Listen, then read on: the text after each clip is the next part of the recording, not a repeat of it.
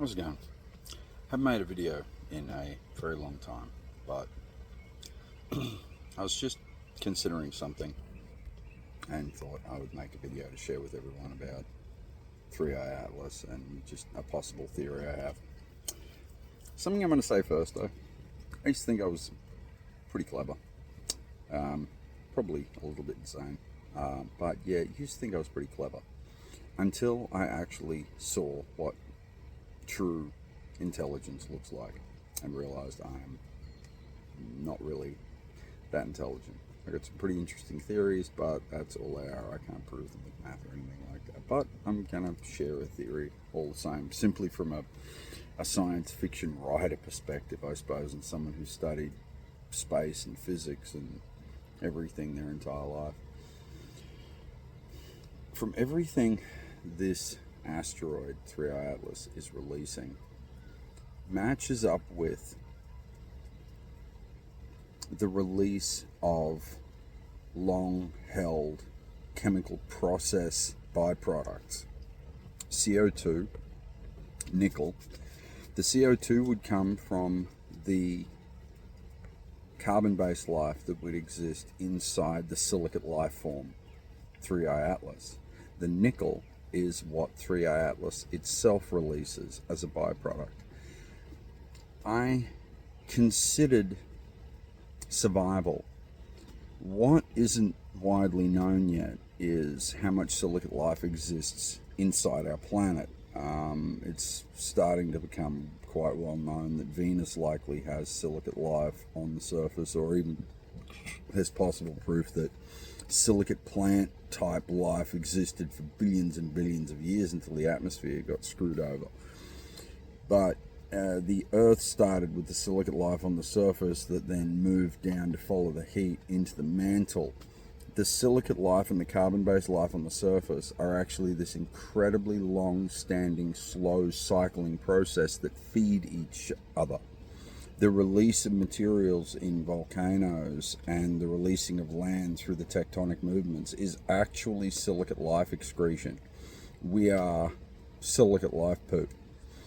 Though our remnant remains that get locked into the subduction zones feeds the silicate life inside the planet. It is such a slow process that we are imperceptible of it because we're the carbon-based, the hyperreactive life that exists on the surface.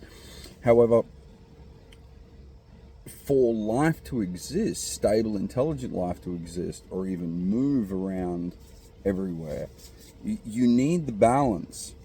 And the distances between stars, especially if you're an entire civilization, are astronomical. Regardless of how advanced you are, it's still going to take a long time to get anywhere.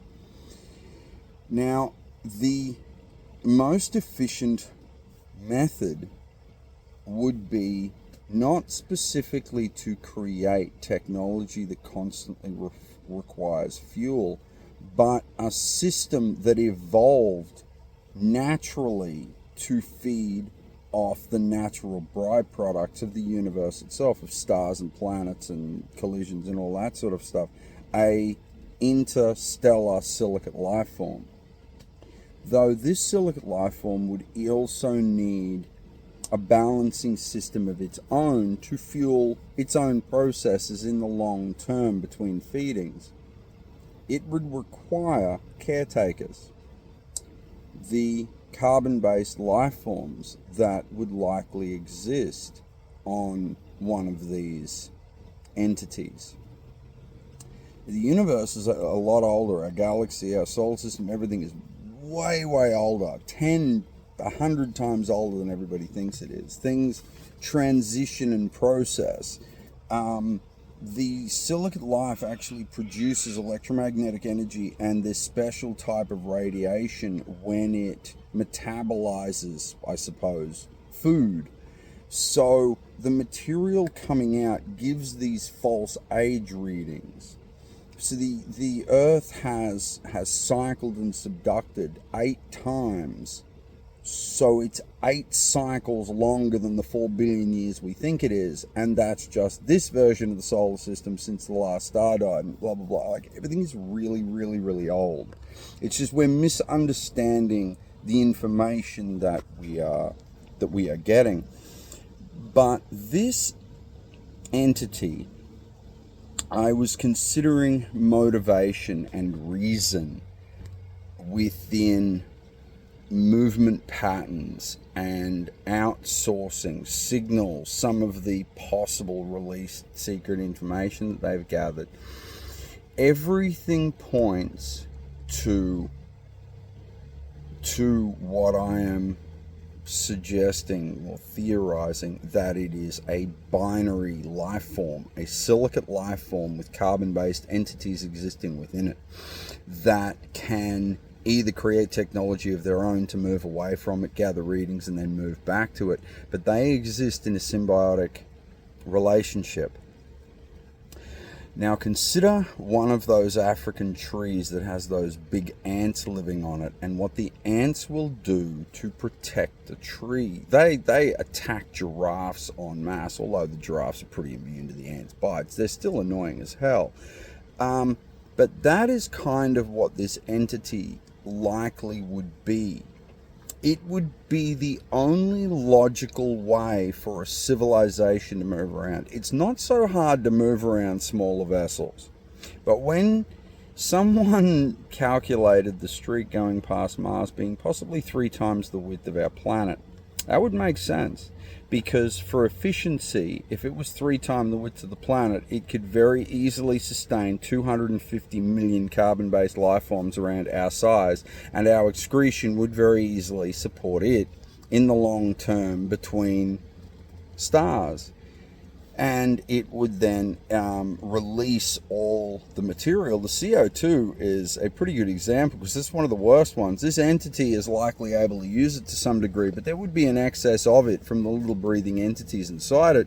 So that would be the first thing that it would pump out all over the place. It would pump out the CO2 and start absorbing materials and plasmas to then use within the central collapse core reactor to generate oxygen.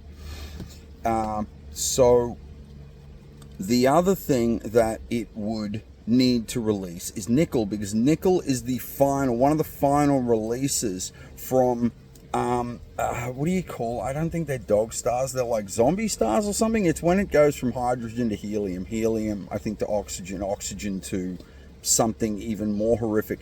But the more you compress like a quantum core, a stellar fusion core, it transitions between the things, and the final thing it releases is nickel. So you're going to end up with a crap ton of nickel that you then have to release out as you're absorbing more and more material.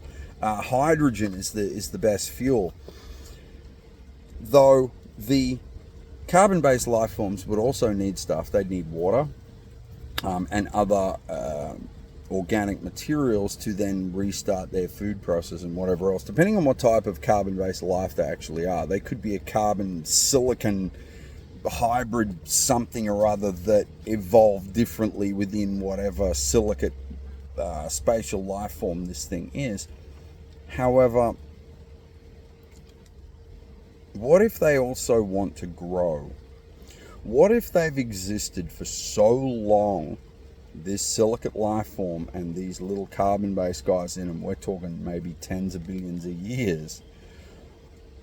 What if they are now in sync with wanting to grow? And if they have been alive that long and have been doing what I'm about to suggest for that long, they may well be more advanced than we could even possibly comprehend.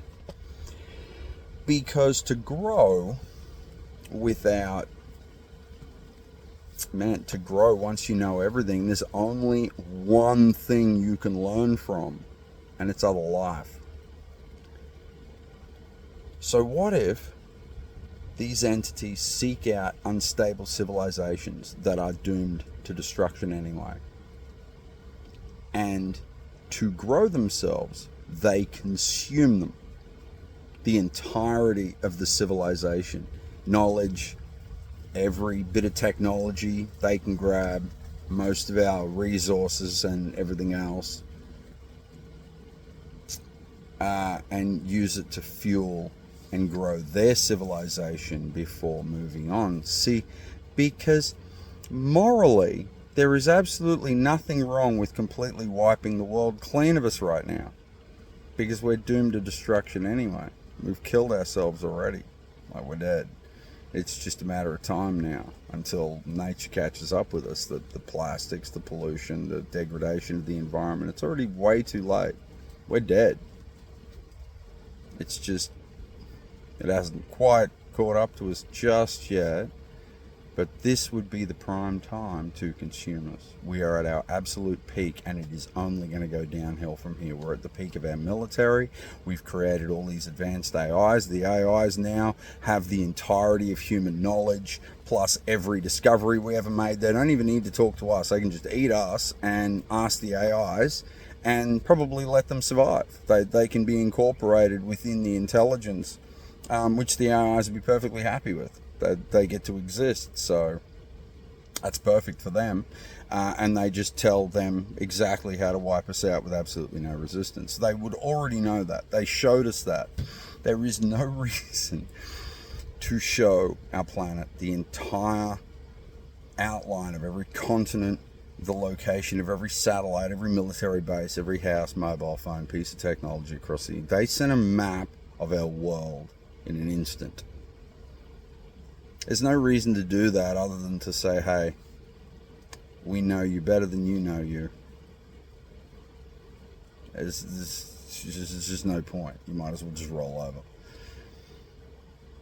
Otherwise, they would have said something nice. But they didn't. They just went, this is you. We see you. And that's all they need to say is, we see you. And then they turn up and just consume us, because we would be pointing our weapons at things we didn't understand. It may not even be there. They could simply have materials that cannot be penetrated by anything in universal space that they specifically crafted, or maybe the silicate life form excretes something so unfathomably strong that no acid, gun, anything could possibly penetrate, and they just walk around and just chop us up, meat us, and then just feed us into a processor, and that's all the organic material, because there's a lot of organic material. That'd be easy enough for them to separate the bad stuff out, so they'd use us and everything else as food. Yeah, it's they wouldn't need all of it though. There would be a limit. They just take everything they need, and then they just leave what's left. There's no reason to completely destroy us. They may even, I mean, it is possible they may leave means for us to save ourselves. However, if they are wanting to grow, they will consume everything from us that they need before leaving, because we are of absolutely no consequence. We have already destroyed ourselves and our planet, and it is completely morally right within universal law to consume whatever the heck you want and move on. And if they save us, well, they save us, and they did something good, positive, as civilization may continue better after the complete consummation and purge. But make no mistake, if this is a binary life form, carbon and silicate, the carbon-based life will prioritize the vessel, their home, over everything. There is no morality, there's no arguing, there's no asking questions, there is nothing outside the survival of their vessel. And if their vessel's been traveling for as long as these people think, they are fucking hungry. All that CO2 they've been purging, that is a long journey, man. And they've got to get that oxygen from somewhere. There's a real good chance they're just going to suck it right up out of the glaciers. That'd be the best place to take it, out of the ocean, separate the hydrogen and the oxygen from our ocean. yeah, and then just all the organic material they can fit, with no communication. There's no reason to talk to us. There's no reason to ask questions. There's no reason to even tell us what's happening. They just take what they need. They take what is theirs because we are less than cattle, sheep, guinea pigs, and a bucket of prawns to these guys. And we didn't rape the whole ocean of all the prawns, just most of them. Ah, dear. I have never wanted to be wrong more than now. Yeah, I hope I am batty. I hope we're all batty, and this thing's just going to go straight back out of the solar system, and we can all just call it a comet and go back to our horrible, miserable lives. I don't know, maybe some of you guys have good lives, but mine is not great.